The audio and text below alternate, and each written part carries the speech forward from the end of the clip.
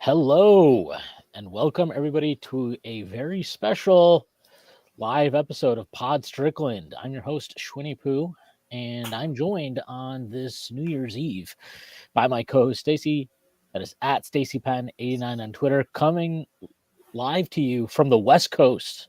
Stacy, how you doing? Doing pretty well. I might actually get to stay up and watch the ball drop this time. So Yeah, you just have to make it to 9 p.m., right? So yeah, a lot easier. I mean, I guess it depends on when you really start drinking, right? That's really the tough part here. Yeah, I think it'll be probably just a glass of champagne or something by that point. So. All right. Well, we're not here to talk about what you're going to be drinking or how much you're going to be drinking. We're here to talk about the Knicks. But before we do that, I do have to make a few announcements. The first being that the Strickland has a YouTube channel where you may be watching this podcast. If you are, and you've not done so already, please hit like, subscribe to the channel, leave a comment. That'd be a huge help to us.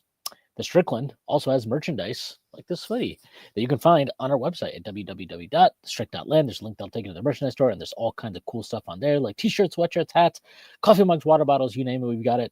Strickland also has a Patreon, which you can subscribe to. There are a number of different tiers. There's a $6 tier that gets you access to Pod Strickland, this podcast that I host every Friday with Prez. You also get access to Take Some Obvious Bozos, a podcast hosted by Andrew Steele, aka Doug, along with Zach Blatter. And you get access to the Strickland Discord where the conversation never stops. The further tiers, there's a $9 tier that gets you access to Strickland Roll, my solo pod, where I rant and rave about the Knicks even more. You also get access to wonderful premium articles by Matthew Marino, one of the best in the business. And you get access to Strictly NFL, which, you guessed it, is a podcast about the NFL that is hosted by Konstantin Metrikos and Desmond Novak. There are further tiers. There's a $15 tier, $30 tier, $50 tier, and $100 tier that's come with a variety of additional benefits, like listening on pod recordings, merchandise discounts, and even potentially hosting a podcast alongside yours truly one day, whether you choose to subscribe or not. None of this would be possible without you. And none of this would be possible without Bet Online. Bet Online is the world's most trusted betting platform and your number one source for online betting. From the earliest odds to in-game live betting, BetOnline provides you with all the action and the ability to watch the games as they happen with the largest selection of odds on everything from football, NBA, NHL to entertainment and political props. Head to BetOnline today to get in on the action with America's most trusted site for online wagering. BetOnline, the game starts here. So the Knicks are now winners of 8 straight. 8 straight. The last time they lost was the NBA Cup to the Atlanta Hawks. They capped off a set of games in Washington, the first being much more eventful than last night's showdown.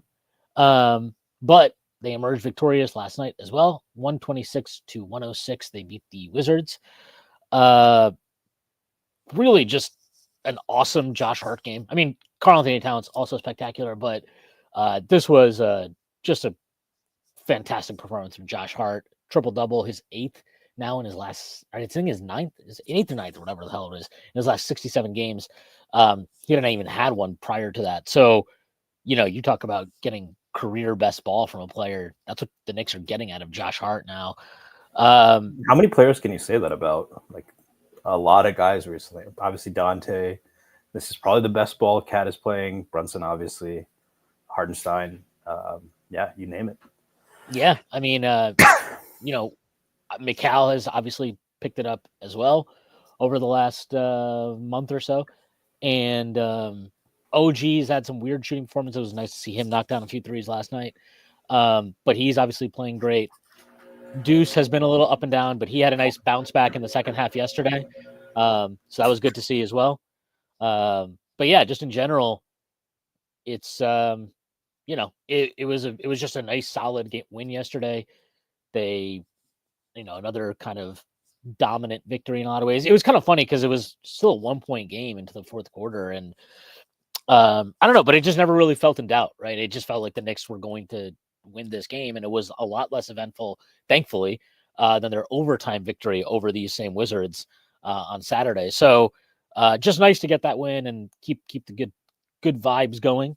But yeah, I don't know. I mean, there's a lot of, I think you saw the Knicks using Hart yesterday a lot more as a screener, which was good to see. That's something that they used effectively a lot towards the end of last season. And I understand why, it takes time to, you build like kind of your offense step by step. And obviously with all the changes the Knicks made, they've had a lot of different guys to incorporate and layers to add in. And obviously, we've talked about this extensively, but 5 out is great. Obviously, Karl Anthony Towns providing that is magnificent, but it takes time and it takes reps to kind of have the same comfort level and understanding that they had developed last year. And obviously for years, right? Because they've played with a rim running big. And obviously Hartenstein provided a little bit more playmaking, not a little bit more, a ton more playmaking than any of the centers the Knicks have had previously had, but he was still, not a floor spacer, and Cat obviously a much more dynamic offensive player as a pure scorer as well, on top of the stretch shooting ability he provides. So it takes time to kind of get that understanding and incorporate him in pick and rolls with Brunson. And then obviously you have the Mikal Bridges piece where it took time for the Knicks to really kind of lean into him as a third third option. And even now, I think that's still something that they're still kind of developing. And then, so in a little bit, maybe Hart as a role man was probably not the kind of priority focus for them as they're trying to go along. But it was good to see that yesterday. And certainly it's something that they need to lean on more, especially with one, how teams are defending him. And then obviously with how switch heavy a lot of opponents have gone against the Knicks. There's still just plenty of stuff that they need to work on. And you're seeing that kind of slowly build and build and build. And, I still, as good as the Knicks offense has been, I still think there's more to come. I don't think this is the final version or the best version of this Knicks team. I think there's going to be more. And, we're only 33 games into the season. So there's still 49 games left to play. There's a lot of basketball left and a lot of stuff for them to work on. And, defensively, we've seen them improve and get better. So, both sides of the ball, though, I think we can expect better as we continue here. Yeah, I mean, I think you brought them up a few times, but this Cavs season is pretty instructive. It took them 3 years really to get to this level where they're clearly a dominant team. Very much, the first year they were a really dominant regular season team. Obviously, weren't all the way there as a contender. But you can really see how the pieces fit a lot better. Where's Feeden? Sorry. No. You can see how the pieces fit a lot better. And, it's a somewhat different situation, right? Mobley, they had this guy was a rookie when the team formed. That growth is a little bit different from what the Knicks are going through. But even guys like Mitchell and Garland being comfortable with each other, Mitchell hasn't had the same level of impact he maybe did in his first season. But it's still very dangerous, and Garland is now able to kind of play. And Garland is healthy now too. I mean, obviously those things play a role as well. They've adapted better to Mobley and Allen working together as two bigs. Not just Mobley's improvement, but in general, just how they're managing the two big lineups, how they're thinking about wings and people helping. And you can see a lot of the things the Knicks are trying to figure out. It's a different set of situations. The Cavs were elite defensively off the bat. The Knicks, that's where they have more work to do. They have to kind of figure out how do you manage cat and pick and roll defense? How do you still have a small guard in Brunson. Teams are now going to attack those two guys. Your three wings are not just responsible for being great on-ball defenders, but they have to be able to cover up. I mean, that's something Bridges really had to learn and level up, right? You're bringing guys from, in Bridges, a guy who hadn't played for a serious team for the last couple of years. And so you have to say that through 33 games now, they've done about as well as you could expect. Have there been bumps in the road? Absolutely. There's still 4 quarters of consistency. It's still hard to come by. I think it's funny because you were talking about OG shooting poorly. It does. People have to realize that just because you have a lot of good players, they're not all going to be on every single night. There's been times where OG has been hot and Brunson has struggled. There's been times. I mean, obviously we know Bridges really struggled. Bridges really struggled for large chunks of the season. He's really figured it out, but OG's now taking a step back. And then there's been games when Cat and Brunson aren't on at the same time. That's just natural variance. I don't think it's so much like fits. It's just guys are going to have ups and downs. But in terms of where you would have hoped to be, the things you would have liked to see, that the 5-out offense working, the team being at least middling on defense at this point and not like a disaster. Bridges feeling comfortable, them starting to use him more as a third option, where he's not just watching the ball. Those are the things I think you and I talked about a lot, and we've actually seen them execute reasonably well at this point. It's not, don't put the champagne in the fridge yet. Look, it's worth mentioning. I hinted at this before. How many guys have had their best season on the Knicks, right? We'll see what happens with Bridges.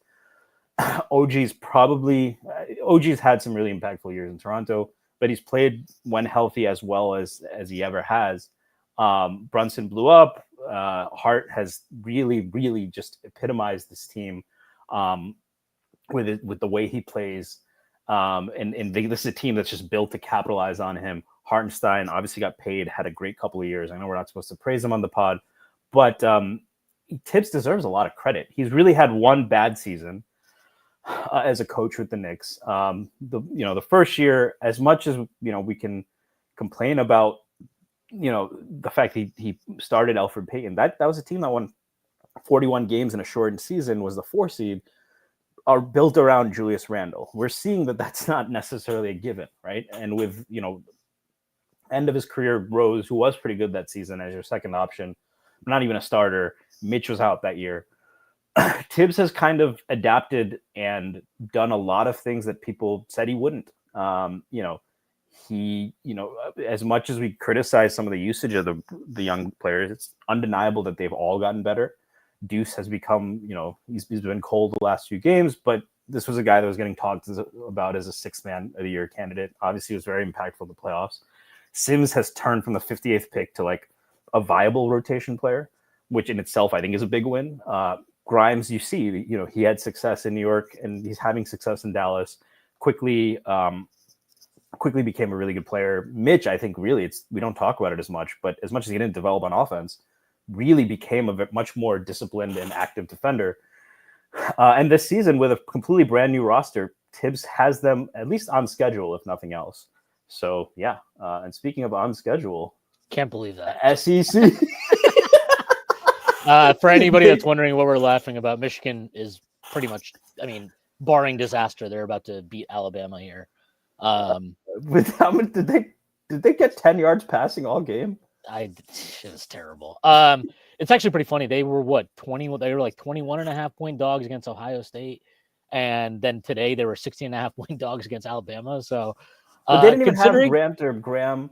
This is now, by the way, this is the second time they've beaten Alabama this calendar year. And the second time they've beaten Kalen DeBoer, Alabama's coach, who was at Washington last year in the calendar year. So, yeah. And second time they're beating Milroe too, which is pretty funny. Future Giants quarterback, Jalen Milroe.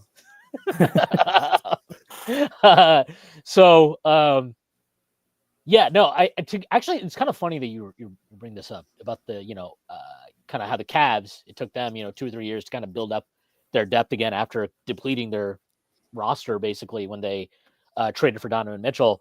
I actually randomly watched the game that we played against them from the 2022-23 season. The last matchup in the regular season, the one where Brunson had like 48 points and him and Mitchell had like a crazy duel in the first half. I was watching that a couple of days ago, and like it was kind of funny to just think about how bad that Cavs their depth was at that time. Like Raul Neto was getting minutes, Ricky Rubio was still playing on that team, Robin Lopez was like the backup 5 because Jared Allen was out that game. And Mobley obviously was not as good as he is now then. So it's kind of funny to like see that.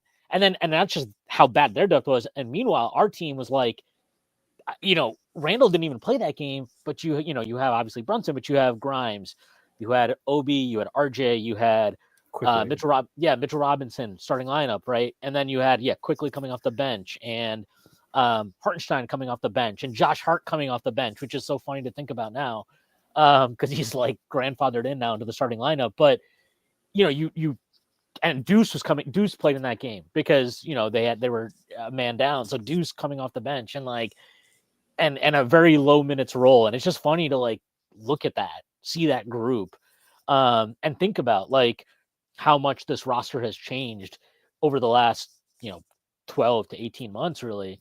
And honestly, forgetting even that version of the team, thinking about what the team was at the start of last season, right, where Dante was coming off the bench, and like, obviously we didn't have Obi, but you had Dante coming off the bench. You think about how like crazy and good that team was in a very different way. And yeah, like, did they have enough size? Did they have enough wing depth and all that stuff? No, but they were just really good, and they had like 8 or 9 or 10, legitimate NBA players. And now, the depth is definitely something that is a concern, and probably something that, fully cards on the table. I've said this multiple times. I don't think the Knicks have the requisite depth to win the title this year. I don't. Now, there's obviously a chance where maybe it doesn't matter. Maybe your top 6, 7 guys are good enough, and you don't need the depth. I'm not sure I'm convinced of that yet, but that's a possibility.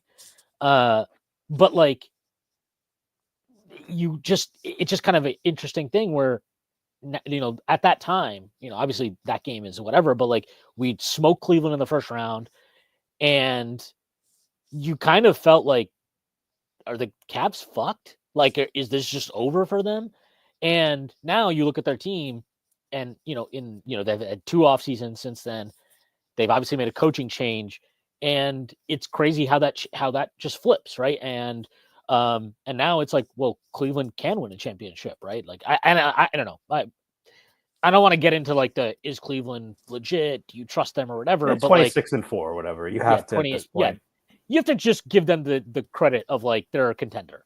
And their depth is obviously miles better now than it was then. And you kind of just see how that all works out. And it's like this is why, and I think this is really important for fans to remember, because yesterday I think it was CP of Knicks Fan TV and Macri from Knicks Film School. They went on with Dexter Henry and kind of did a little segment on what's the deal with Mitchell Robinson? Is he gonna, like, what are they gonna do with him? Are they gonna keep him? Are they gonna trade him or whatever?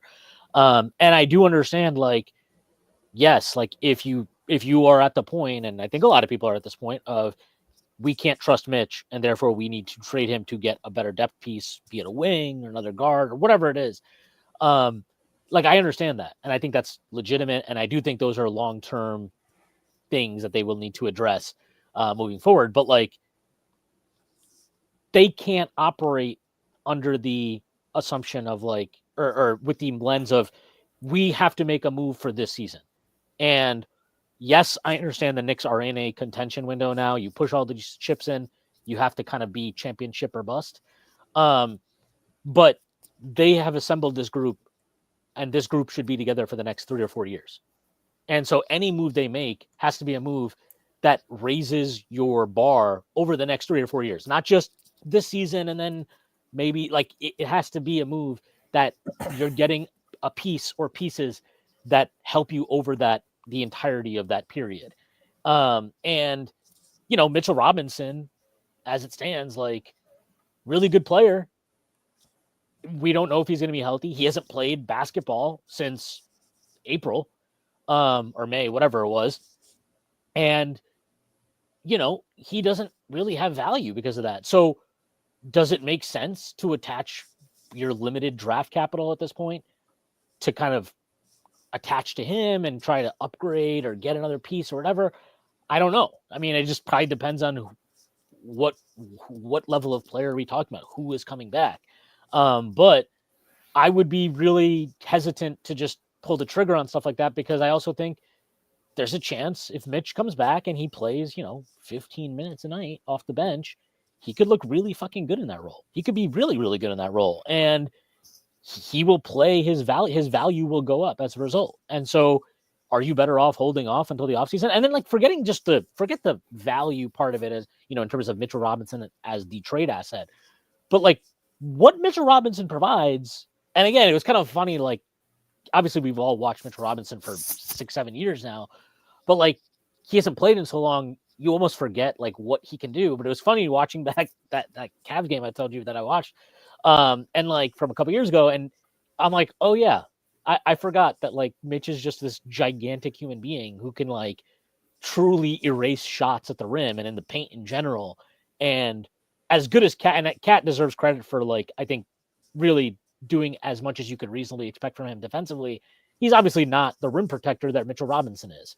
And like, we also know that Cat last couple of years in Minnesota, played at the 4 next to Rudy Gobert, who is an elite rim protector. And obviously they had great success last season doing that. So we know that that is a lineup and an alignment that he can succeed in and that the team can succeed in. So like, that gives you a change of pace, right? I think, you talk about who you want to match up against. Sure. Is Mitchell Robinson against Boston a great matchup for him? Probably not. Now, Boston's not the only team in the East. If you're playing Cleveland, if you're in a matchup against, let's say the Sixers again and Joel Embiid, like, these are matchups where Mitchell Robinson can be extremely valuable. And not just on the defensive end, but also, I mean, you've talked about this before, and I know we've had many debates over Mitchell Robinson, the offensive player, but what he gives you as an offensive rebounder, as good as Precious can be at times at that, he's not anywhere near the force that Mitchell Robinson is as an offensive rebounder, and that gives you different ways to attack teams. So, forgetting what his trade value is right now, and what's the best way to maximize him as an asset, you also just have to consider, like, Mitchell Robinson can help this basketball team when he gets back. Like, if he's healthy, he can help you win basketball games, help you win playoff games, help you win playoff series, as we've seen him do for the Knicks. So, yeah, like, I don't know. It's definitely an interesting kind of thing to consider with Mitchell Robinson. Yeah, also, I just want to read this. This is from Humberto De La Hoz. Thank goodness Leon Rose does not listen to anyone. Leon Rose actually does all the things that I am like, don't get this guy. Don't get OG. He's over it. Don't get Mikal Bridges. Don't do the Cat trade. He's done all these things, and now I'm sitting here like, this guy knows ball, man. This guy knows ball. Yeah, but Leon Rose, deserves plenty of credit for sure. Yeah, and he's earned the benefit of the doubt of how they manage what is still, I don't want to say it's precarious in the sense that everything is going to be on the margins now, and the tipping points are higher, and the stakes are higher. But I think we've also, every time we've seen these trades, right? Like the OG trade happens, it's like, oh my God, they gave up Quickly and Barrett, but no first. Okay, I get it. We're not compromising. We can still make more moves, right? The Bridges trade, no players of consequence. All right, that's a hard price to stomach, but okay. And then Cat, it was like only one first. I mean, yeah, Dante was going to have a reduced role. If you want to say that he shouldn't have been available, he wouldn't have been available if they had Bridges still, fine, or if they had Dante still, and was it worthwhile to make that trade and reduce Dante's role? We can have all those conversations, but I think the price at each time has been lower than, or a little bit, you can get it a lot more than kind of what's talked about. And the deals he's moved away from were the ones where, he didn't make the Mitchell trade, which I think is right now proving out. I mean, Mitchell is probably better than any player they've gotten, but the fit has worked out, pretty well so far. Getting back to the Mitch thing, it's interesting you say you don't think they have the depth, because I think there's two ways depth are impactful, right? One, as we saw last year, getting to the playoffs with your, full team is in itself a challenge, right? While without compromising seeding. That to me is actually the biggest worry. We can talk, I don't want to have the minutes debate again, but the Wings are being taxed a lot. And you see, I mean, teams play worse in the second game of back-to-backs, right? Like fatigue and those things are a thing. And they have a couple of guys in OG, and I know Cat, I think you've mentioned that you don't think these are any chronic injuries, but this is a guy that's missed time in the past. Hart has missed time in the past. So one, that's the area with depth. But the other thing with depth is you want to be able to play as many different ways as possible, right? This has always been kind of the trade-off during the Tibbs era, and in general in the NBA, right? There's versatility and then there's team identity. If you lean too much towards versatility, it's like, okay, but who are you as a team? Tibbs' number one goal is always going to be, we are going to have a strong identity, whether that is physicality, rebounding, and grind it out, or now if that's 5 out and pushing the pace, which they're still one of the slowest teams, but you can see they have a different identity in transition at this point. They are much more aggressive. They just, when they don't take a shot in the first 7 seconds, they tend to play them out. The possession's a lot longer. But what Mitch would give you is depth in the sense that you kind of made this case, you can play a different way, right? If you want to beat a team like Cleveland, and it turns out, let's say, this happened for a large stretch when we did play them, Allen, they're comfortable switching Allen onto Brunson. They're comfortable putting a wing on Cat, and they're going to make you beat them with ISO. And even if you're a very good ISO team, which the Knicks are, they say, well, we have a really good offense too that you can't stop. So we can make you marginally worse enough at offense with our players that we'll make it up much more on when we have the ball, which I think is a good philosophy. Mitch is a guy who, if healthy, can change that equation, can force them to have to play multiple styles, not just rely on that to eat time here and there. He swung a series against that team. Will he be healthy? And obviously, there's the foul issues.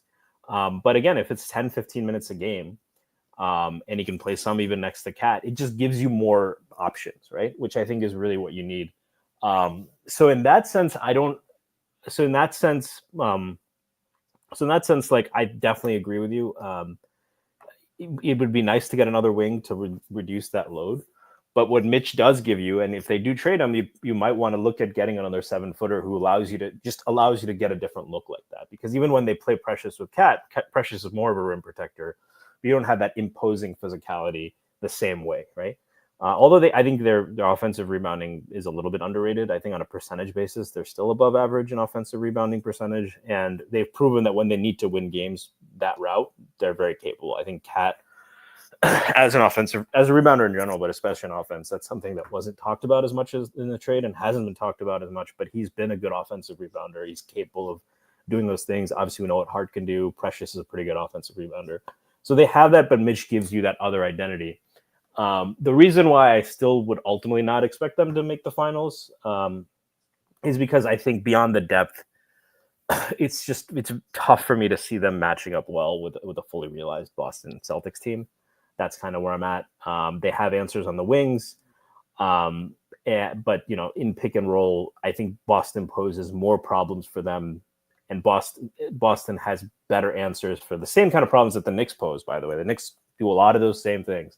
That Boston just has a few more answers there, and the Knicks don't spam threes the same way. So in that sense, I don't even know if changing the depth this season kind of changes it. But it should be exciting, and I definitely agree that if you're just trading, like, I think if they wanted Dorian Finney-Smith, they probably could have gotten him. But he helps your depth by maybe reducing some of those wing minutes. But in the playoffs, Hart, Bridges, OG are playing 35, 40 minutes anyway, right? So how much your top six is going to be as far as you can go. In that sense, depth is more, can you throw in a different look at a surprise moment? And so that's where, if you're trading Mitch, I would want to get a wing like that, maybe a lockup guy who can knock down a three. So if you're getting killed by some guard, you throw him out there for 10, 15 minutes to frustrate the guy, take him out of rhythm. That kind of a piece would be good. Or maybe a guy who can just get hot. And Shamet gives you some of that too, another shooter. So in that sense, I think I agree with you that trading Mitch just for like serviceable wing probably doesn't help your depth quite as much as just keeping him and playing him that 10 to 15 minute role and figure out what to do with him this offseason. And ultimately, I don't think it'll be depth that's the undoing of the Knicks. I think it'll just be Boston is it's a tough matchup for them, and they don't have quite as many answers. If they were slightly better, if they had maybe a little bit better rim protection, the kind of mobile big that Mobley is, that might help. But yeah. Yeah, the Boston thing is definitely interesting. I mean, look, the whole bet you're making here is that your offense is so good that you can overcome whatever defensive issues you may have. Brunson and Cat, obviously, like, I think both of them give you as much as you can expect from them. Like, I don't question their effort. I don't question, the willingness to compete defensively, but there are just certain limitations those guys have, right? Like, you can't switch across positions with Jalen Brunson. You have to work, you have to scheme up. to hide him as best you can. You can't just switch Karl-Anthony Towns and everything. And we also know that he's not a good drop big defensively. So, you have to adapt your schemes and all these type of things. So when you're playing a team like Boston, they're going to attack those guys. And that's obviously an issue that the Knicks will have to overcome. And part of overcoming that is your offense just needs to be great. And their offense has been great this year, right? Then we know the Knicks offense has been great this year, but they have had issues with teams that switch a lot. And that has been a concern at times. And even taking them from great to very good, when your defense is not as reliable, that can be the difference, right? I don't think that a team needs to lock up the Knicks. They just need to blunt the effectiveness enough where, if you can really cause problems for the defense, that's how you win, right? Yeah, no, I would say, like, I think where it's interesting is, like, can the Knicks just be so good on offense that it doesn't matter? And I don't know. Like, Boston has shown they have a higher level. Obviously, they won the championship last year. I agree with this comment here, by the way. Alex Dunn posted this. If Drew and Porzingis aren't healthy, we're better than the Celtics. Yeah, I mean, I agree with that. I think if Drew and Porzingis are not healthy, they have issues. It's not a coincidence that they've dropped off these last couple of weeks as those guys have dealt with injury issues and have missed time. They're still really good, obviously, but they're definitely weaker in a way that is very significant. I think Drew, especially for them, even more so than Porzingis, because I think Horford, annoyingly, is still somehow good at basketball. But, like, without Drew, I think that really weakens their perimeter defense. It makes them less effective in their switch scheme defensively. So that's really important for them. But if they're healthy, yeah, I don't know. I think that's probably a bridge too far for the Knicks to beat this year as an opponent. And we'll see what happens if that is a matchup we face in the playoffs. But, like, Cleveland to me is, I'm not going to, I think they're clearly better than they were when we faced them in the playoffs 2 years ago. I think they're definitely better than they were last season as well. I'm not going to say it's going to be some walk in the park if we play them, but I don't think that matchup stresses us in the same way that Boston does.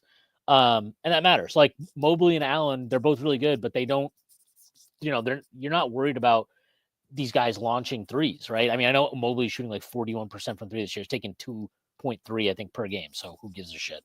But, like, I think that's not a matchup that I go into like, I don't know how we're going to match up. I think you can kind of very easily see those matchups. I'm not worried about them stressing us in the same way. And honestly, outside of Boston, not really worried about anybody in the East stressing us in that way. I guess maybe if the Pacers get their mojo back, that's possible because we know offensively they're really dynamic like we saw last year. But I don't think they're a good defensive team. And I don't know. We've played, 33 games? We're over a third of the way into the season, and their offense just has not shown signs of being the same. I know they had a nice win against Boston on Sunday, but one-off games are one thing, but I haven't seen anything over the course of the season that makes me believe that they're going to be able to hit the offensive heights that they did last season. And even if they do, I just think we're a better team. So that's it. We should have beat them last year. Health obviously was a major issue in that series, and the lack of depth got exposed at times as well. So hopefully that, if we face them, we can kind of right that wrong. But yeah, outside of Boston, I just don't think there are opponents that in the East anyway that stress us in that way. So it's definitely interesting. And I do think, like, again, to bring up kind of, since we started talking about Mitch, I do think Mitch is, other than Boston, I just don't know what series are you like, he's a liability or they can just totally expose him. I just don't think that exists. I really think he's like a possible value add really against any other opponent other than Boston. Certainly against Philly, right? And it also protects, if he's only playing 10 to 15 minutes, he can also, one of the issues Cat has had is foul trouble, right? So if we have to face, let's say we have to face Joel Embiid, right?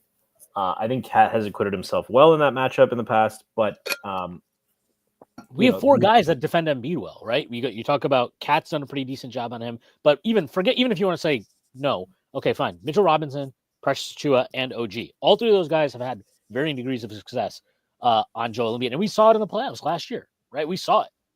Yeah, I mean, especially Mitch. And again, but you have 6 cheap fouls. If Mitch gives you 6 cheap fouls that Karl-Anthony Towns doesn't have to use, that's useful, right? And because we've seen that really hurts the Knicks when Cat gets into foul trouble. We saw it against Wembanyama, right? Cat, I actually thought played really well, but he couldn't stay on the floor. So, against them, against a team like Cleveland has physical bigs, right? I just even just having a guy against Boston. I also think nearly every big is a liability against Boston. Unless you're Wemby, or unless you're Mobley, I guess. Even Allen is going to struggle with that 5 out, So even that I think is a little overblown. Yeah, and it's like the other and this is to kind of bring it back to Boston, who I think I still view them as they're the defending champs. You have to kind of take the crown from them, so to speak. We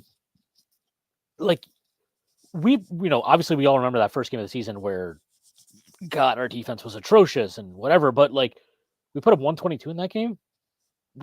And even going back to last season, we've shown that we can score on Boston. Brunson has been a problem for them. And Karl-Anthony Towns obviously opens up the floor for us in ways that we didn't have prior. So can the Knicks offense get to a point where they can be so good that even if Boston is attacking Brunson and Cat with success, that you're able to kind of overcome that because your offense is just that dominant? We've yet to see. We won't know, right? We won't know until we see it in a potential series. Even in a regular season matchup, I just don't think it's the same thing.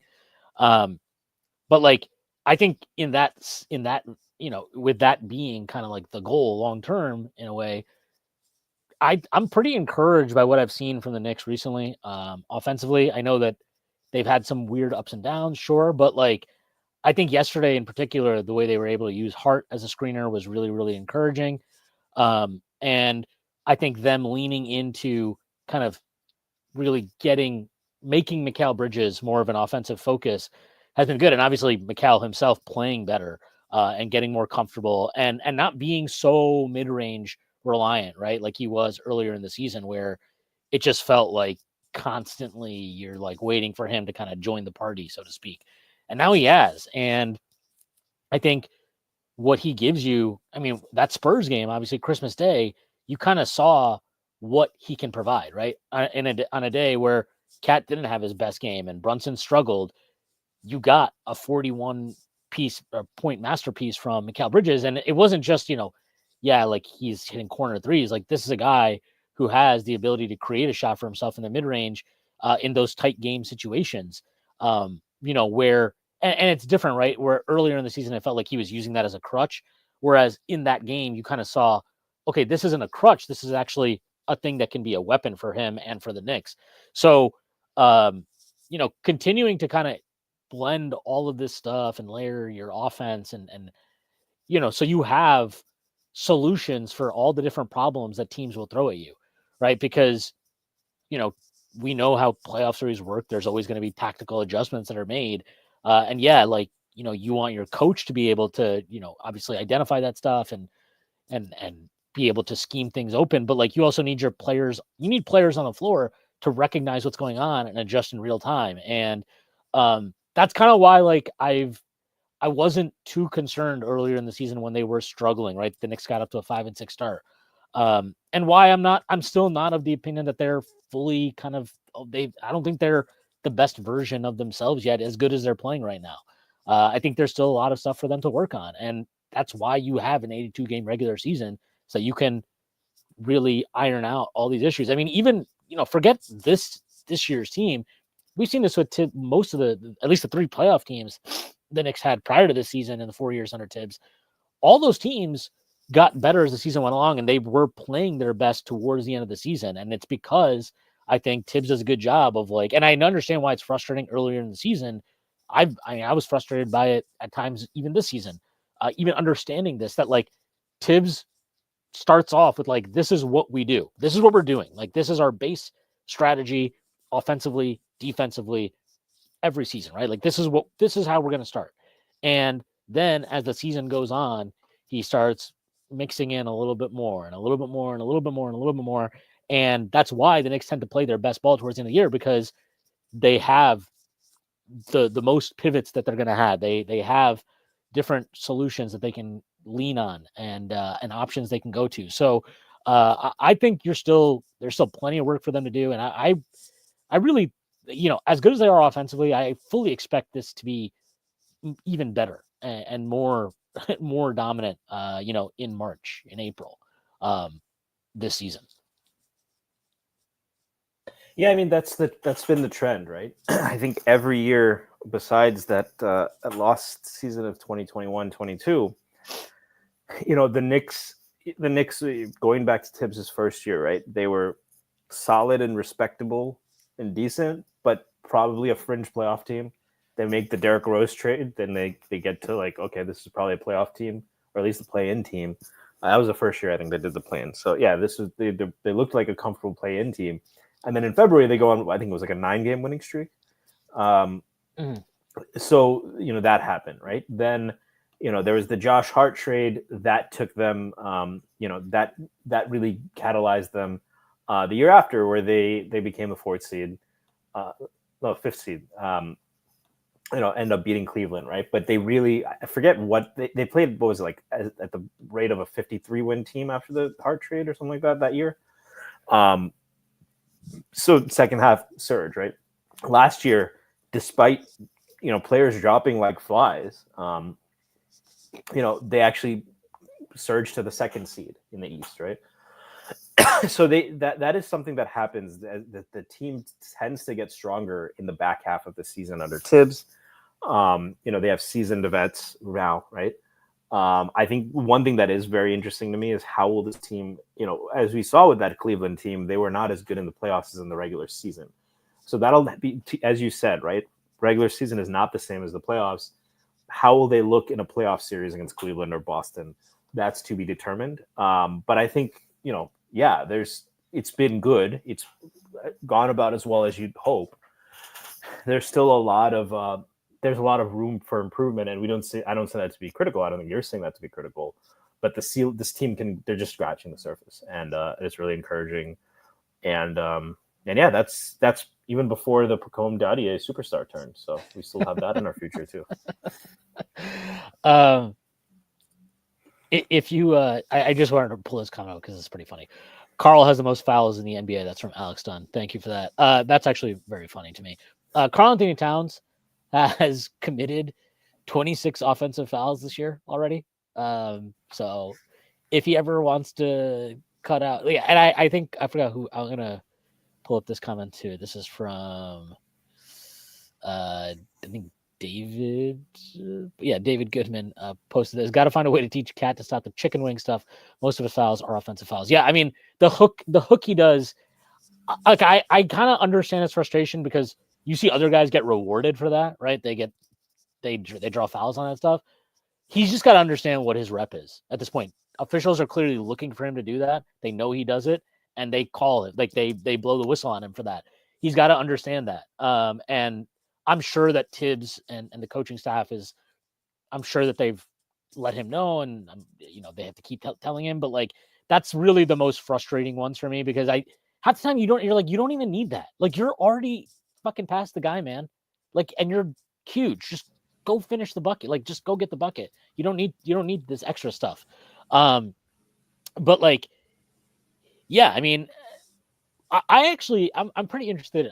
I'm curious what you think about this. I've been very obviously pleased with what Karl Anthony Towns has given us this season. The shooting ability is amazing, and everything that opens up is fantastic. I'm sure you've noticed this. We've all noticed this. A lot of times, right? He has an opportunity to take a three, but he loves to pump fake and then drive, put the ball on the deck and drive to the rim. Obviously you don't want to take that away.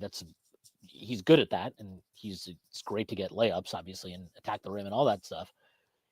Do you think that's something where good, disciplined teams, like, in the playoffs, the best teams you're going to play, where they'll be cognizant of that and kind of play him to drive a lot of times? And do you think that he probably should be taking more threes than he does? Like, do you think that, I guess, that the split is still a little bit too interior heavy for him versus not as many threes as maybe you think he should be taking?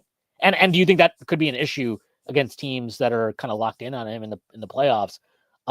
Because as good as he and talented as he is, he's not like some super shifty guy off the bounce, right? Like, he's attacking straight line drives. He's not doing Euro steps and all this type of stuff. So is that something that you're worried, like, yeah, this could be an issue down the line? Oh, to quote the great Tom, well, not to quote Tom, Thibodeau said, "I'm never happy, but I'm always worried." I think to answer your second question, right, is this a concern you'd have in the playoffs if he's predetermining it? If that's it has to be based on, you have to be reading the closeout. I generally don't get that feeling too much like he over pump fakes. I would, like, for example, I would have liked him to be more aggressive shooting against Wembanyama, but I think those are the players where probably he's a little bit not aggressive enough taking the threes. That happened in the Cleveland game too. Obviously, they hit a wing on him, but even with Allen, I think Allen's length, the one game where he really seemed to have a long defender and was like, fuck it, I'm shooting no matter what, was perhaps understandably against his old team, where I actually thought Rudy Gobert played a lot of great defensive possessions on him. Then Cat just said, too bad, I am a historically good shooter for this position. I also think with the Cat thing, I do think there was a little bit of, like, mano y mano. He wanted to show Wemby that he could take him down in the post too, type of stuff going on with that. I actually thought I thought he played a great game against Wemby. No, I didn't have a problem with that. I'm just saying, like, you were talking about you wish he had shot more. I think I agree with you. I just think, like, that was one of those, like, matchups where he kind of wants to show, Yeah.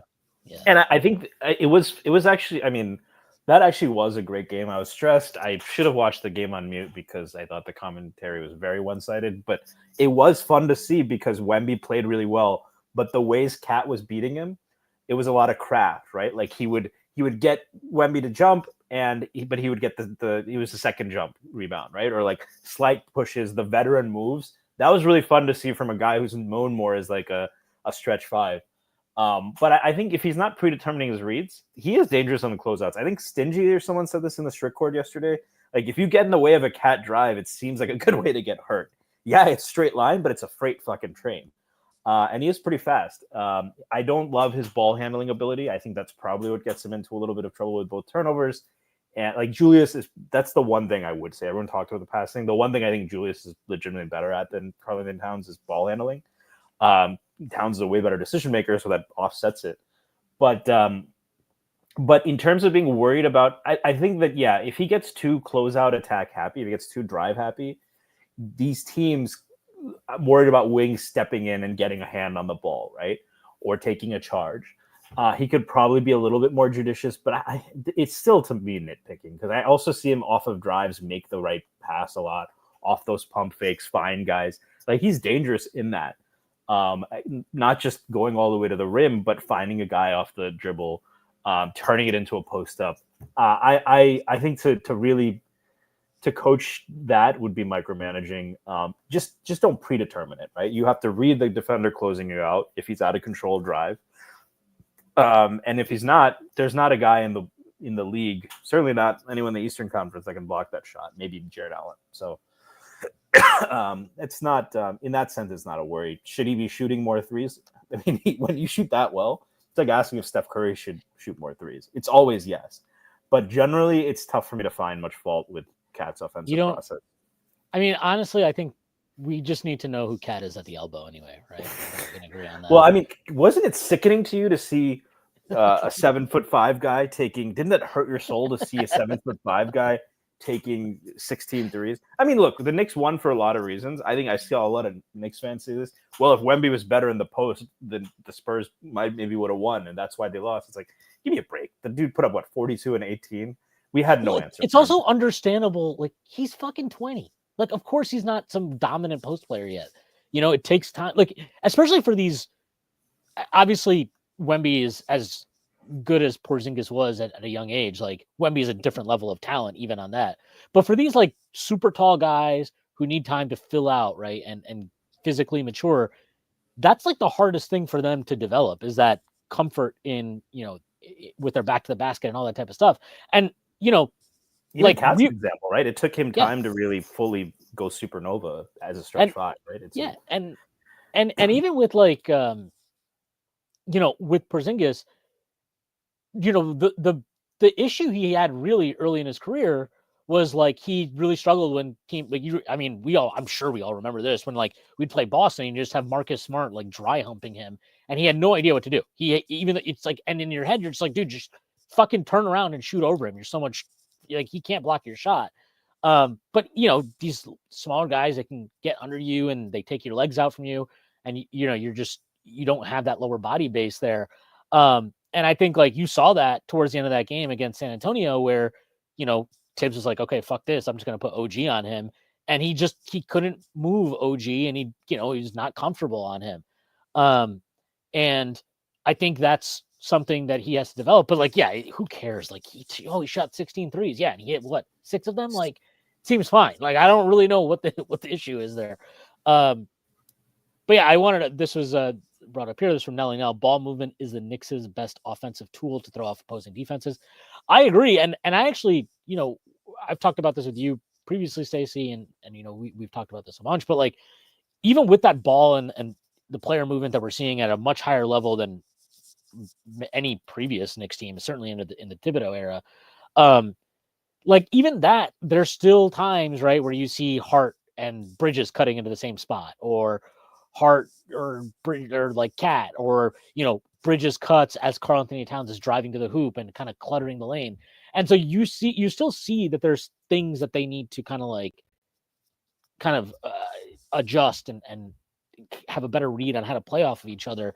But it's definitely encouraging they have that, because in previous years, especially like last season and the year before, whatever, we did see a bit more ball and player movement last season, kind of after Randall and OG went down and we had to play smaller lineups and have Hartenstein at the 5 and all that type of stuff.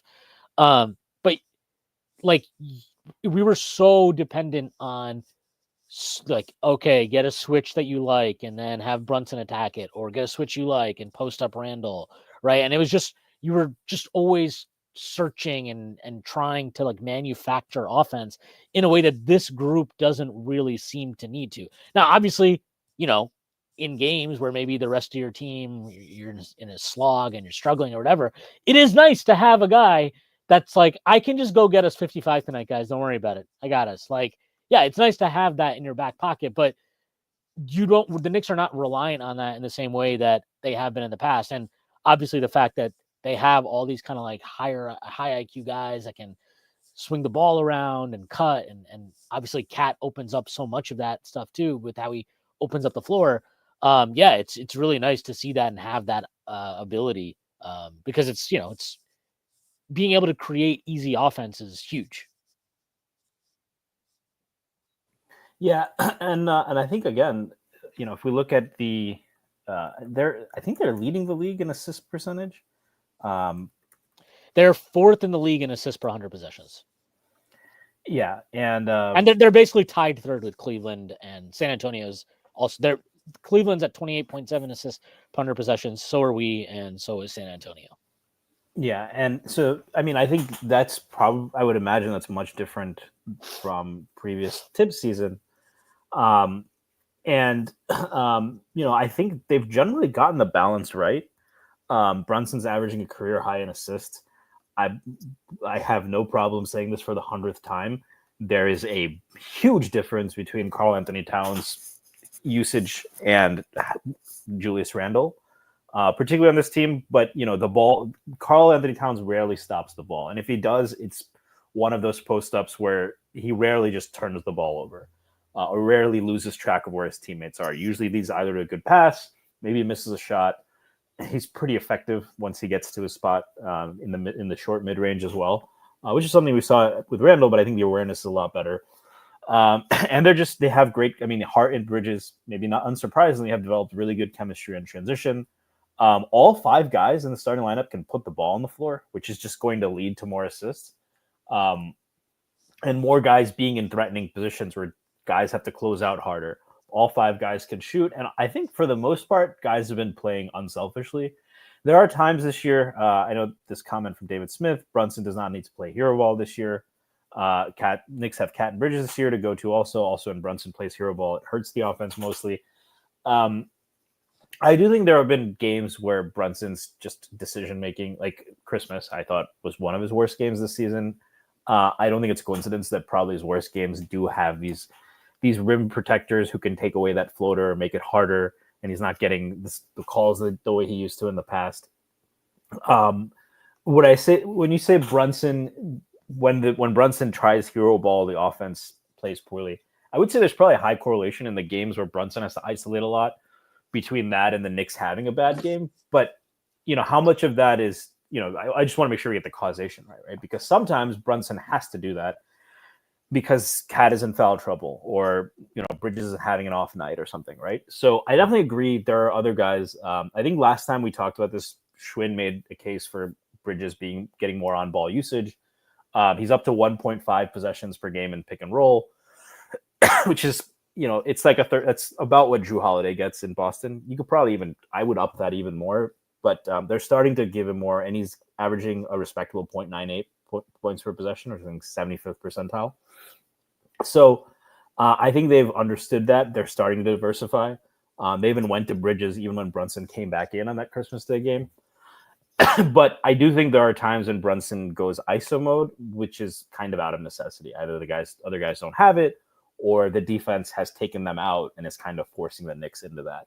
And that's part of why it's worse when the Knicks have to go ISO Brunson. You would obviously like the ball movement, but you're going to see it in the playoffs. Teams are going to take those away. That's what happened in that Miami series, right? For the first couple of games, Miami made Brunson the focal point. And then they were tired of getting killed by the other guys. So they brought Jimmy Butler back on RJ. They said, you're going to keep playing multiple non-shooters. Let Brunson go for 40. We're not letting anything else happen. You're still going to score 90 points, right? So ISO Brunson is not the ideal way for this team to play. At its best, the ball is moving. Multiple guys are touching it every possession. You're forcing the defense to account for 5 guys. But when the defense is smart enough to take those away, Brunson is going to have to take that on his shoulders at times. So I think it's tough to put all of that on bad process. And at times he's done it when he shouldn't. I'm not even gonna absolve him of that. But there are times where he's gonna have to as well. I don't think we can lose sight of that. Yeah, I mean, you always need a guy that can kind of get you a bucket, right? So having that is great. It just has to be used appropriately.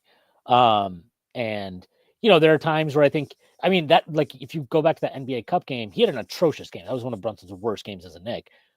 But like, I thought in that game he was weirdly deferential. I understand Dyson Daniels is a fantastic defender. Okay, I get it.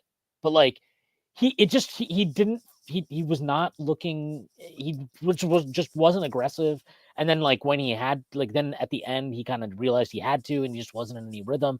It was just a really weird performance from him. And I think he still has these kind of bouts of like understanding that there is all this talent now on this team, and he needs to be more of a distributor and get guys involved, but he's also a scorer, right? Like, so I think there's still moments of like him leaning too much into looking to get a bucket or being too deferential and passing up shots. And that's always a balance that I think he'll always be kind of working towards. But when he, obviously we've seen games where he hits that stride and you're like, wow, this is amazing. So I'm not worried about that. It just, again, like the rest of this, like I've kind of constantly been harping on, it's still work in progress. There's still stuff that there's for plenty of that for us to improve on, both as a collective group and individually. So not really worried about that. Sorry, I wanted to bring up a couple of comments here. First was I don't know where the hell it is. There it is. This is from Lawrence Israel. Tim is a slow implementer of a scheme. He adds wrinkles. Yeah, that's kind of like what I think. I think his philosophy is always like this is our base, and then as we go on, as I once I feel like we all know what the base is, then I'll start adding different, wrinkles and layers to what we're doing. This is from Chris Bernhard. Non-Knicks related, but how badly does that PG contract age? I think it'll be milk in the sun in the Sahara during the heat death of the universe.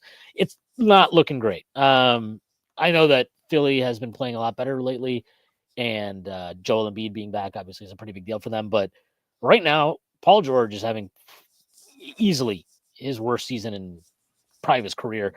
15.5 points per game, 5.6 rebounds, 4.8 assists. That's okay. He's shooting 40.5 from the field, 31.5 from three, 47.6 effective field goal percentage. He has got a 51.4 true shooting, which is absolutely brutal. Those are prime Knicks RJ numbers right there. Yeah. And I mean, I think the main drop off, though, is he just can't get to the rim at all. He's taking just 10.2% of his shots at the rim this season. That would by far the lowest rate of his career, and even lower than last season. I mean, would you say last season he was legitimately a top 10, 15 player? Like, advanced stats liked him a lot. It was one of those weird things where I'm like, every advanced stat said it, and I was like, I understood he was having a really good season, but I was like, I just don't buy that he's a top 10 player, I was of the opinion, like, the Knicks, if there was a deal to be made for him and it wasn't exorbitant, I was fine with the Knicks going out to get him. You probably wouldn't have been able to get Cat, though, right? I don't think we wouldn't have been able to get Cat, and obviously you would have probably not been able to get Bridges as well. So it was always going to be very hard. But anyway, they didn't. They made, again, Leon wins again. I think it was, whether you think the price is still too much or whatever, Mikal definitely seems like a much better option that they went for on the floor anyway than Paul George. But yeah, I don't know. That's a brutal contract. Trying to get to some more of these this is from David Smith. Knicks title contenders question is, can Tibbs lead this team to the next level and at least make the Eastern Conference Finals this year? Tibbs' track record in the playoffs as head coach, not great. He has a lot to prove. What do you think about that, Stacey? Knicks are the question is, can Tibbs lead this? I think that is a big question. That's the question we've been asking since that Miami series, right? I think Atlanta, everyone kind of understood that circumstance, like, that was a team that overachieved. Circumstances beyond their control. I mean, when it was clear that Randall didn't have it like the regular season, Atlanta clearly the best player on the floor, with Capella maybe the two best, because he was just anyway. I wouldn't harp on Tibbs for that. Next time they win a series, I think he actually outcoached Bickerstaff. And then in the Miami series, the Barrett Hart lineups. This is where people started to bring up, fairly or unfairly, the injury narrative, like he's running these players into the ground. Me and Shwin both had questions about Tibbs after that season, and Randall. And then last year, again, could I put last year on Tibbs that much? I thought they beat Philadelphia in 6 games. And that was a really good Philadelphia team. It's probably 5. And the fact that it wasn't 5, it probably should have been 5. And the fact that it wasn't 5 had very little to do with Tom Thibodeau. Does the offense lack imagination at the end of games? Yes. Are there going to be times to beat a team like Cleveland or Boston where you need that key adjustment? And is he going to be able to make it? I don't know. I think that against Cleveland, for example, when we played them, going to those Hart screens really changed. Hart and RJ, right? Using the guard screens really helped against teams that had good pick and roll ball handlers. But there's probably another adjustment to be made in that Miami series, right? I'm sure you would agree with that, Shwin. So yeah, I mean, this is a question we are going to look. Jalen Brunson's legacy is going to be evaluated. Can we answer this question in the affirmative? Towns is not under that kind of pressure yet, but it's coming. This is the level of scrutiny you're going to get, and every time they have a bad game, it's gonna show up. Tibbs' track record in playoffs as head coach, not great. He hasn't gone to the next level. I think he's won series in Chicago that you'd be surprised about. That one against the Nets was so ridiculous that they won. That's some of the most ugliest basketball you'll ever see in your life. It was kind of like Sharon Moore beating Ohio State and Alabama. Didn't Nate Robinson have like a 50-point game in that series? Crazy Nate Robinson, because Noah was out, Rose was out. Noah played, so I'm just looking at the box score from that game. This is the game in Game 7. Jimmy Butler, 48 minutes. Joakim Noah, 40 minutes, 55 seconds. Marco Bellinelli, 40 minutes, 48 seconds. There's a name I've not heard in a long time. Yeah, it's just they won on the road in Brooklyn. And I think you always see these teams though, Tibbs, by the end of the season. I think that's a fair thing to bring up. Do I think the injury thing is overblown? Do I think the minutes thing is overblown? Yes, but in his career that has happened. And the other thing is, does he have the imagination to come up with that one thing that whether it's Tristan Thompson guarding Steph Curry, right, or a key sub, or playing the way Boston might have played Peyton Pritchard at certain times, right? Are you going to be willing to put in Deuce, maybe 4 Bridges if we're facing Cleveland, let's say, and McBride just matches it better? Those are questions to be answered. I also think Eastern Conference Finals is a weird thing, because if the standings hold as they are, we would face Boston. I agree with Shwin that I think, not to disrespect Cleveland, they pose a different set of problems that I think we're better equipped to deal with than we are Boston's, right? So I think, to me, the question is, can they beat anybody besides Boston? And is Thibodeau a good enough coach to make those adjustments to get them there? I think that's still an open question. I think there is more reason for enthusiasm than a lot of Tibbs, people who Tibbs is not supporters. Wow. Anyway, the people who are critical of Tibbs's critics, thanks. Then Tibbs's critics will allow for, and there's probably more reason for concern than the people who are, and there are Tibbs psychophans too, right? And Tibbs supporters, it's a lot of unanswered questions. And like everybody else, look, that's the thing. A lot of these teams that ended up winning, they did go through a coach, right? The Celtics ultimately did not win with Brad Stevens as the head coach. Mark Jackson got the Warriors respectability, but they ended up going to Steve Kerr. Cleveland went through multiple coaches. Spoelstra, I think, is the only guy where they kept him. And he was the original guy that got them to respectability, but that was also a different situation. So like everyone else, the Knicks have shown that they're willing to move guys, even guys who are positive contributors, if it gives them a better chance of winning a championship. And Tibbs is going to be evaluated on that same thing. Is he going to get let go this season? No, he just signed a new contract extension. But you can bet that this is a data point that the front office is going to care a lot about. Yeah, I mean, I think with regards to his playoff record is always very weird to me. I understand the whole playing guys too many minutes. He runs guys into the ground. I totally understand that. I think last year was a really unfortunate circumstance. I like the Randall injury is just, that had nothing to do with overplaying guys. OG had a weird elbow issue, and then because of that, you had to start, really dialing up the minutes for Josh Hart and Dante DiVincenzo and Brunson and whatever. And then, it was just such a weird situation that I think last year's kind of unique in its own way.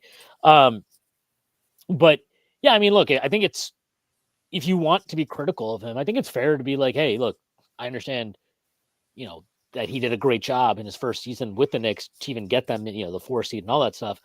But then in the playoffs, he got completely outclassed by Nate McMillan, who was not a particularly good head coach and lost his job halfway through the next season. I think that's a fair criticism to kind of levy at him, so to speak. But, that's fair. And there were seasons in Chicago where, their fan base and a lot of people felt he should have done better. In particular, I think they I don't remember if it was his last season there or whatever, but when they lost to Cleveland in the 2015 playoffs in the Eastern Conference semifinals, I believe, that was a series that a lot of people felt Chicago had all the talent and to win that, and they didn't win it. So I think you can go back and certainly be critical of his playoff record. This, to me, is by far and away the best team he's had. I think it's the most talented roster he's had. He has, again, if Mitchell, especially if Mitchell Robinson, if he's healthy and, still on the roster come playoff time, he has a lot of versatility in how he can line up and attack teams, and he has a lot of options, right? Precious gives him an option that is different and all these type of things. Like, he has options, he has versatility. Can he call on that stuff at the right times? Can he adjust in game quickly? I thought the Christmas game was a really, really encouraging sign in some ways with him going to OG on Wembanyama down the stretch of that game. And I thought that really turned the tide. And he also, he didn't rush and bring back Cat in, right? He didn't rush and bring Brunson back in when that group had it rolling. So that was encouraging. It's good to see. And the fact that this team, like we've seen him not play Mikal Bridges right down the stretch of games. And now we've seen him not play Brunson or Cat at the end of certain games. I think this group, the personalities on this team, I think he feels comfortable being able to do that, right? Like not feeling obligated to play certain guys in a way that I don't think was the case for him with Julius Randle very specifically, right? And we're seeing, I mean, I forget I think it was Dane. It was one of the Dane Moore. Dane Moore had brought it up where, yeah, that's the thing that it seems to be a thing for Finch too, right? So now. Yeah. And yeah, it was, so it's like, can he, so encouraging that you see those signs. Now, if you were, let's say, a bit more pessimistic about Tom Thibodeau, you might be like, well, why didn't he do that earlier in the game on Wemby? Why did he wait until they were down 8 in the fourth quarter to make that adjustment? It's fair. I mean, I don't know what the answer is. And I think sometimes you come into a game with, this is how we're going to attack things, and it doesn't work out like you expect. The fact that he adjusted is good. I mean, we've seen games. I remember vividly last year when we played Dallas, Luka was out, and I just remember for an entire game, he just played drop, and Kyrie absolutely smoked us. And then finally in the fourth quarter, when we were down like 19, he started trapping and blitzing and forcing Kyrie to get the ball out of his hands. And the Knicks made a comeback. They didn't win the game. They made a comeback though. But that's like one of those things where it's like, why did you wait until so late in the game to make this adjustment? I thought in the playoffs last year, he was quicker to make adjustments. I thought in the you saw it in the Philly series, you saw it in the Pacer series, and then at a certain point, I think you ran out of bodies, right? Especially in that Pacer series, like how many pivots can you make? But I thought that was probably the most encouraged I've been in terms of Tibbs' coaching in the playoffs, because I was very down on him after that 2022-23 season. I thought he coached a pretty poor series against Miami, to say the least. I was very, very down on him after that series. I was encouraged last year. I thought he coached well. So this is his biggest test. This is the best team that he's had, I think, in his career, certainly in New York.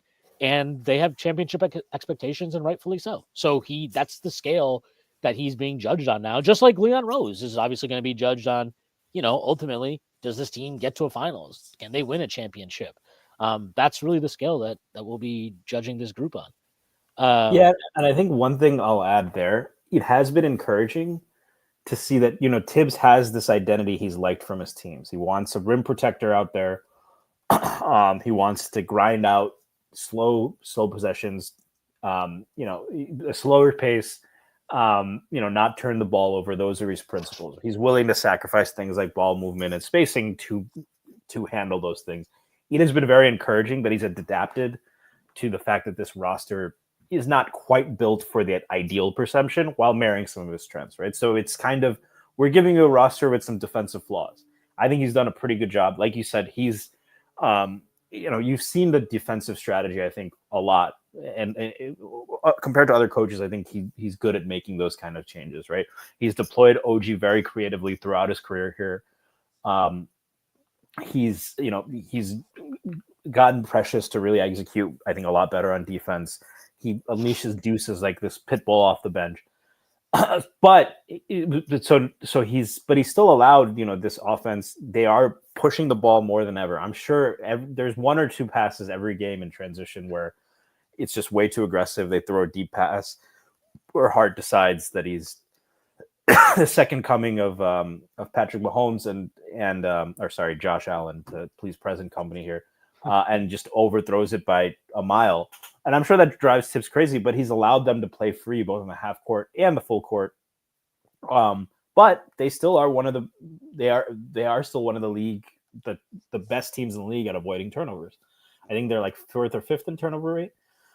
they still have shown the ability to attack the glass. So they've retained those parts of Tibbs' identity, but he's adapted to this roster and let them be this offensive team, which coming into the season would have been a worry for me, which is like, this is built to be a 5-out offense first team that gets enough stops. Is Tibbs going to be okay with that? And I think he's adjusted and adapted as well as you could have hoped without even losing, kind of what makes his teams great. Yeah. I mean, I think it helps that he just feels comfortable within the organization too, right? He's not worried about losing his job. Obviously he has a long-time relationship with Leon Rose. We know that, he's known Jalen and forever, right? Like this is his team, and this is, I just think having that comfort level, and then he just likes the guys on this team. He's talked about that a lot, right? And to be fair I don't think it was just this year's team. He's talked about like in the past how much he's liked various different, different guys on the team. Like, talk about Quickly and Burks and whoever. Like, I think they've done a good job of getting guys in general that fit well with how Tibbs coaches. So definitely interested to see how he does going into the playoffs. This from Nora. Hello, Shwin. Hello, Stacy. Happy New Year. Happy New Year to you, Nora. Interested in your guys' thoughts on the upcoming slate of games, including the OKC game. The Knicks play the Jazz tomorrow night on New Year's Day. And then they play at Oklahoma City on Friday. And then they have it's a pretty brutal back-to-back, actually. You go to Oklahoma City on Friday, and then you go to Chicago on Saturday night, 8 p.m. So, and then they play Orlando at the Garden starting on Monday. So, little quick trip back home, and then 2 games on the road, and then the Knicks have a homestand after that. They play the Raptors after that, so following next Wednesday, and then they play Oklahoma City at the Garden again a week after this Friday, next Friday, so at 7:30 p.m. So, I mean, this is a pretty tough stretch of games, just in the sense of like you're playing the Thunder twice, you get the Bulls on the second night of a back-to-back, and then you play Orlando on Monday at the Garden. And we know that Jalen Suggs will probably be assaulting everybody on the team for the entirety of the game. So, I mean, I don't know. The rest of these games, I'm not going to call them litmus tests, but those Thunder games definitely feel like a litmus test for the Knicks. As good as this team is, and I know like it's kind of weird to say this because they've absolutely destroyed Denver and destroyed Minnesota on the road. I do think a win against Oklahoma City would go a long way to kind of giving them and maybe allaying some concerns people still have about their viability as a true contender. So that one is to me a litmus test. So I'm very interested to see how they perform in those games. And obviously SGA is playing great. And their defense, they have the number 1 defense in the league. They've been fantastic defensively. So it'll be because of fart and shit. No, definitely not because of fart and shit. But yeah, no, those games will be very interesting to me. Yeah, I mean, I think that's the one we've seen a lot of angst. I think every time the Knicks are destroying some of these teams that are tanking or not on the Knicks level, right? I think there's a lot of consternation about the Wizards game, but I think the reality is we've been worried about everything, and that's what we do. We're way too online Knicks fans, right? But our NBA fans. I do think part of some of the consternation is we haven't played a real contender at full strength in a while, right? Boston, I don't think that was fair to draw too much because that was the first game together against the team that has continuity. I thought both Cleveland and the Knicks have improved from that game. I don't think they acquitted themselves poorly. And they could have won that game. They had kind of a collapse, but that wasn't like one of those games where you're like, they can't beat good teams. And then really their only marquee win, their big marquee win was Denver, right? Where they blew them out and really shut down Nikola Jokic as much as you can do so. So this Thunder game, that's, the Thunder is probably head and shoulders the best team in the West. I think Dallas has the ability to give them problems in a series. And Memphis and Houston have really played well, especially Memphis. I think they're flying under the radar. But OKC that's a marquee matchup. I'm actually shocked it's not on national television. And a little annoyed because I no longer have MSG. But that's going to be a huge game, and this is a team that has some of the bugaboos, right? That have plagued the Knicks. They have the ability to go 5 out. I don't know how much they want to put Chet on Cat. So they'll probably play more Hartenstein in that matchup. But I think that's a matchup that you've seen Hartenstein be susceptible to stretch fives. We saw that against Indiana. We saw that against Philly. He was, as much as we talk about Mitch being a liability against 5-out teams, Hartenstein struggled in both those series when the big would step out and shoot. But on the other hand, the Thunder have all of these wings, and they have a big physical guard. Can you put Brunson on them? Where do you hide Brunson? It's going to be it's going to be an interesting test for Tibbs. Chicago is a team that's given they beat the Knicks earlier this year. I think they're they're a better team than they should be. And I think there's people that probably want them to tank. And I mean, they probably will. They'll trade Levine and stuff. But when that team is on the court, this is a team that's given the Knicks problems. But I circled that Oklahoma City game. That is a measuring stick game. It's been now close to halfway through the season. You've clearly improved. What does that look like against a team that you would see in June? Yeah. It's a fun matchup. I'm not offensively, OKC is really not. I don't think they've been anywhere near what people really. I expected them to be better offensively than they have been anyway. But that hasn't been the case. Caruso's really struggled from the field this year. And Jalen Williams, good scorer, but like I think the idea of him as an offensive engine is still much more of a working theory than actuality. So, all right. Poxer says our bench seems surprisingly solid, but being next to last in league bench points seems scary for playoff time. Yeah, look, the recent kind of limiting of minutes for a campaign is interesting. I am happy that Shamit's back. I think he will increasingly get more time as Tibbs kind of works him back into the rotation. One thing I do like about Shamit is he's a really quick trigger shooter, and I don't think the Knicks have necessarily had that aside from like Deuce in the rotation. So having another guy that is quick to capitalize on openings on driving kick scenarios is a good thing. But yeah, like I think Precious has helped. He's not the model of consistency, as we all well know. There's Precious, and then there's CTE Precious. Deuce has had a weird up and down little stretch here. I did like how he responded yesterday because Tibbs waited longer than usual to go back to him in the second half. But when he came in, Deuce was really good down the stretch of that game. I thought he kind of helped the Knicks pull away and seal that victory. So that was good to see him respond in that way. But yeah, he needs to be more consistent. He has to figure out what the hell is going on at the rim. Like I think he's shooting 53% at the rim. Last year he was at 63%. So that's really got to come up. He smoked that layup against the Spurs after he kind of like made a really. He was hearing Wemby footsteps. Everyone was smoking bunnies that game. I mean, Wemby just was affecting everything. But he's at 46% within 3 feet of the rim this year, which is atrocious. I mean, that's like Emmanuel Quickly college numbers. Yeah. So and he's been a better finisher than that. I before. I think in general on the bench scoring, I think it's worth keeping in mind. That was another thing, by the way, we didn't talk about this when we were praising Tibbs. He has staggered as a rule, right? He has staggered. Yeah, Cat gets like 3 rotations in halves, which is not at all what we were accustomed to.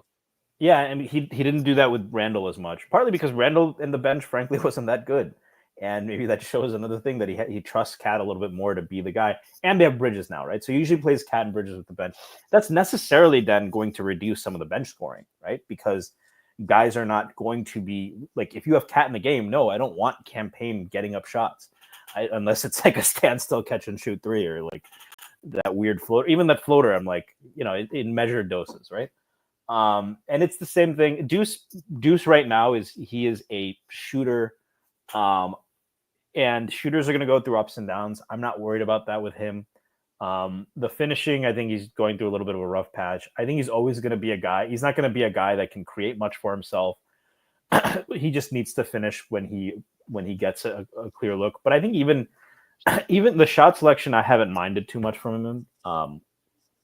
I think his process has generally been fine. He's just not a guy you want the ball in his hands too much because he's not, he's kind of a one read guy off the pick and roll. It's either a shot or, if someone's closing off the corner, he can make the pass away. But he's more of a simplified reads guy. Now, he never turns the ball over, so that's good. But, the bench points, we stagger Cat and Mikal. Part of that effect is going to be that the other bench guys are going to score that much. And I'm kind of fine with that, to be honest, as long as they're contributing in other areas. Which I think they are, right? I think Deuce provides good point of attack defense. I think Precious has been better the last couple weeks here too. And remember, Precious coming off injury, so Precious gives you some effective defense that protects Cat a little bit.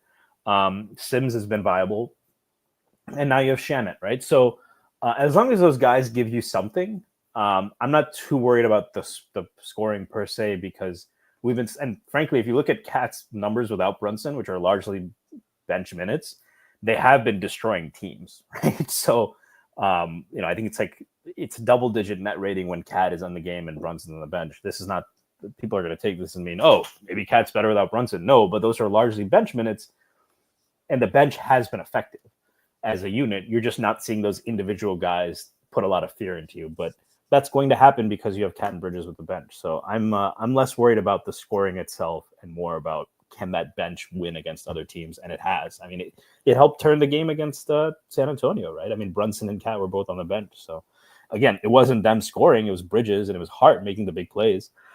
But those other guys contributed and were doing their jobs. And on defense, spacing the floor, making the right reads. And if the unit plays well as a whole, that's more important to me. Yeah. I mean, I do, since we did talk about trading Mitch earlier, if they could get somebody who can give them a little bit more offensive pop off the bench, that would be nice. I kind of wonder if there's a way they can add TJ Warren into the mix. He hasn't been on their G League roster. I think there's a date where they can fit him in under the second apron. That would be interesting. I know that sorry, go ahead. I was going to ask, do you think they would make a move for like a Colin Sexton or Jordan Clarkson or something? Yeah, I mean, Clarkson's such a weird player. I feel like every time I watch him, it feels like he's on fire. And then I always look at his basketball reference page. I'm like, how do you have a 52 true shooting? Like, what the fuck is happening here? He's like that for me. And then who's the guy in the Raptors, the Trebuchet, Chris Boucher. Every time I watch him, I swear to God, he hits like 4 threes. And then I look at his percentages and it's like 31%. I'm like, what? But yeah, that's probably the one thing that would be really nice to add. I don't know if they'll be able to do it this season. We'll see. But yeah, Larry says Banchero's probably back too for that Orlando game, so that'll be interesting to see. I don't really care about that. I don't think Banchero's all that great. I think we played him once this season, right? He's had good games against the Knicks. No, he didn't play both times. All 3 times I think we played him. He has been out this year. Yeah, maybe it was last year he had a really good game against us. Yeah. Probably not against OG though, right? So that'll be the Knicks have wing answers now. So yeah, for sure. Yeah, this was Larry says, Deuce not passing to Hart on the 2-on-1 fast break was really troubling. Yeah, I don't even know how you don't. I didn't get that. That was just bizarre. This is why he was a high school quarterback, not a college quarterback. He's a one-read guy. It's just a one-read quarterback. He's Alex Orgy. Yeah, except he can maybe make a read. But yeah. All right, let's kind of wrap up with this. It is the new year. So Stacy, what if you were to be able to give, or if you had if the Knicks have to make a New Year's resolution, what should it be? It can be a player, it could be Tibbs, it could be the front office. What should be the Knicks's? What should be their New Year's resolution? There's one. Stop fucking committing fouls, Karl Anthony Towns, please. You are literally everything we could have asked for. Please just stay on the court. That's it, really. I mean, they're doing everything. So, yeah. What about you? I think if I had to pick something for the Knicks or that I'd like to see from the Knicks, I would like for them to use Brunson a little bit more as a screener. I would like to see him screen for Mikal Bridges at times. I would even like to see him screen for Karl Anthony Towns at times. I think that is a weapon that can help him get easier looks off the ball. I know he's kind of had a little dip here recently in terms of his 3-point shooting, but like that guy's a sniper. He is an insane catch and shoot player. We know that. I mean, the percentages bear that out year on year. When he gets clean catch and shoot looks, he cashes them in at a high clip. I think just finding ways. So I guess very specifically, finding more ways to use Brunson off ball would be the deal. Now, some of that is limited because they don't have another guy that can create off the bounce consistently. That's part of the limitations what they have. But I also think just using him more as a screener would be good. And, just I guess specific to Brunson, I think and they've been better about this. I don't think you need to freak out about don't overcorrect for him being a defensive liability at times by kind of doing too much to hide him.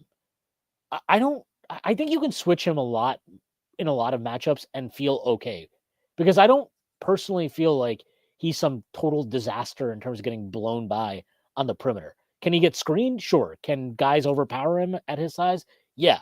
But I don't think you need to be so worried about hiding him that you do a little bit too much. I think that's cost them against Atlanta. Atlanta, I think, is an example of a team where let him guard Trey more. Yeah, just switch. You can just switch him more. I don't. You don't need to do that much to hide him. Obviously, yes. Do you want to just concede mismatches? No. Obviously, I'm. If we're playing Boston or something, I'm not saying just switch him indiscriminately on Tatum or Jaylen Brown, right? I understand that. But to your point, the Trae Young example is a good one where I'm if just fine, switch that. If Trae Young wants to cook Brunson and ISOs, I think that's probably not the worst potential outcome given that Trae Young's shot the ball poorly this year, right? So, just be a little bit more willing to give Brunson opportunities defensively, maybe. But those would be my two things for the Knicks. And I guess some of that's a Tom Thibodeau specific one. I guess if you want to give one for the front office, another bench piece would be nice. Can they get an Amir Coffee from the Clippers? That type of wing that can just absorb some minutes and cut the stress on OG and Josh Hart and Mikal Bridges.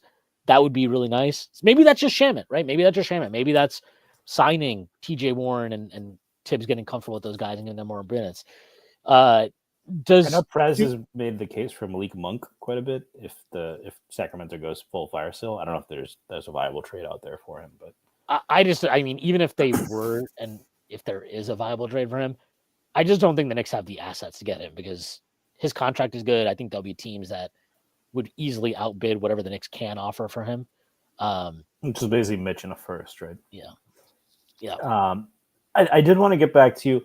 I think one thing that makes screening with Brunson, I don't want to say challenging. A lot of times teams are putting their best defender on Brunson, right? Most games, right? So then if you're bringing that person into the fold in a pick and roll with Bridges, or Cat, that may not be the ideal scenario, right? Bringing that person to the ball. That's the only thing where I think it becomes a little bit tricky. But if it's a smaller defender, right? And you run that inverted pick and roll with Cat, if it's TJ McConnell, right? And you run the inverted pick and roll with Cat or even Suggs, I don't know that a lot of teams want to let Cat post up, Jalen Suggs even, right? So that's where I think, to your point, there are some creative ways to use that. So. Yeah, for sure. Just Poxter says a New Year's resolution for the Knicks might be to stop letting the most random players go on 30-point heaters against us. Who was it? Was it Champagne, right? Against the Wizards? Both of them. Both of them had great games. I mean, some of it is just bad juju.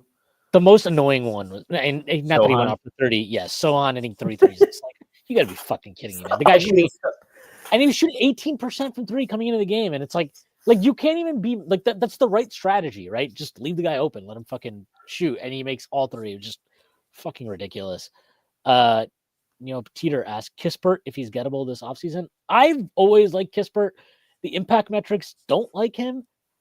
I don't know. to me, he strikes me as a guy who, if you put him on an actual good basketball team, I just feel like he makes sense and he will be a good player. But the impact metrics for him are always not as high on him as I perceive him to be. So maybe I'm wrong on that, but I would not hate Kispert as an option in the offseason. I don't think that's something that will happen in season. Poxer also brings up Riz Shea going for 35 on us. Yeah, it's like, come on. This guy hasn't made a shot all year and hasn't made a shot since. But against us, he goes crazy. That Atlanta matchup, but next time we play them, that'll be one to watch. The Knicks have not. Obviously, they've lost both games against Atlanta. That last game they played was just probably, I mean, not results-wise maybe, but I thought just the entire game felt like so annoying offensively. But then you watch it back and you're like, man, they just missed so many wide open threes in that game too. So I don't really know how to feel about that. But, the rebounding has been an issue against them. That was basically the reason Atlanta won that game in the NBA Cup. So that's something where you want to see the Knicks rise to the occasion, I guess. So that'll be interesting to I thought their defensive game plan was actually pretty good in the first half. Again, like Cat really frustrated Trae Young a lot on some of those pick and rolls.